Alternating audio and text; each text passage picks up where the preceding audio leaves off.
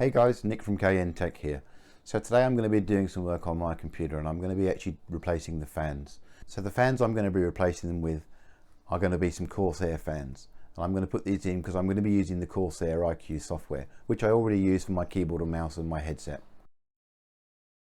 So the fans I currently got in here are the Cooler Master fans. Now you may remember them from when I did the video about how to fix rattly fans.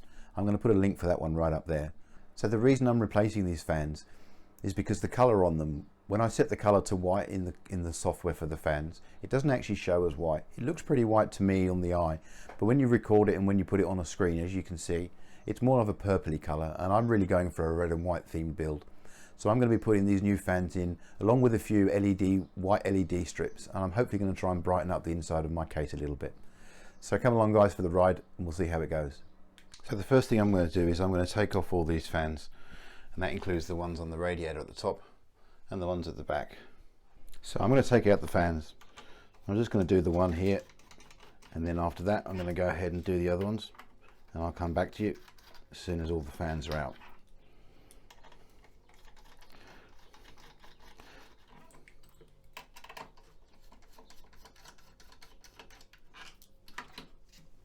Okay, so I've managed to strip all the fans out, and you can see there they've all been removed. I've also removed the back panel. That's going to allow me access to all the cables for the fans, and it's also where I'm going to put the fan hub for the RGB LED for the Corsair fans. So here's all the Cooler Master fans which I've taken out, and it also means that I can get rid of this, which is my RGB splitter cable, which is actually quite chunky, so that was quite difficult to cable manage. And these are the new fans that are going in. There's the 6 Corsair fans, and there's the control unit for the RGB, and that's going to be a little bit easier to cable manage because the cables are a little bit thinner. So let's get these put back in and we'll see how we go. So we can see I've put all the fans in now, and I think they look a little bit neater than the previous fans, as you can see.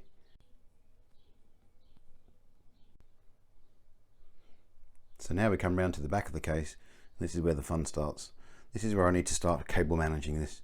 So basically all this needs to go in here, and hopefully once it's done it's going to look pretty good.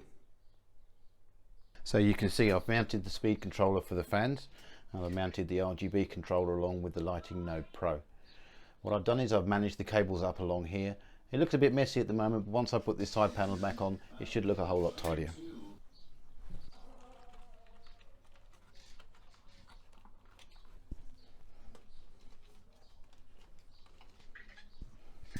So there you go, that's it all put back on and the cables have been managed. So now we can see I've added the lights in and I've done the cable management, and we can see what the actual new lights look like inside when we turn it on. And we should see a big difference to the inside of the case. Next thing I'm going to do is I'm going to put it all back together again, and I'm just going to quickly run you through how I set up the IQ software for the lights. So that's everything all installed. Now we're going to have to go through the software setup so we can control the Corsair fans through the IQ software. Okay, so now we head over to the IQ software, and when you first open up the IQ software you'll notice that you have the Lighting Node Pro, which appears in the top of the screen. You'll see I have a couple of other devices because I already have Corsair keyboard and mouse. So we're going to click on the Lighting Setup tab, and down here we're going to click on Lighting Channel 1. And we're going to select the fans that we've got. Make sure to select the fans that you've got in particular, because there are different types of fans from the Corsair range, and if you select the wrong fans, not only will they not work correctly, they could potentially even damage the fans themselves. So I currently have SP series fans which I'm going to connect, and it says there's only one fan connected. So now I need to go in and tell it how many fans I have connected, and I'm going to select 6 fans. This will then turn on all the fans. Now I can actually go to Lighting Channel 1 and I can go and I can decide what I want to use. So I can use the rainbow wave or the spiral wave or any other kind of things.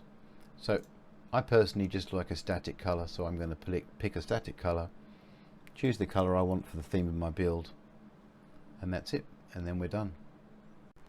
So there we have it, guys. That's swapping out my Cooler Master fans and replacing them with the Corsair fans.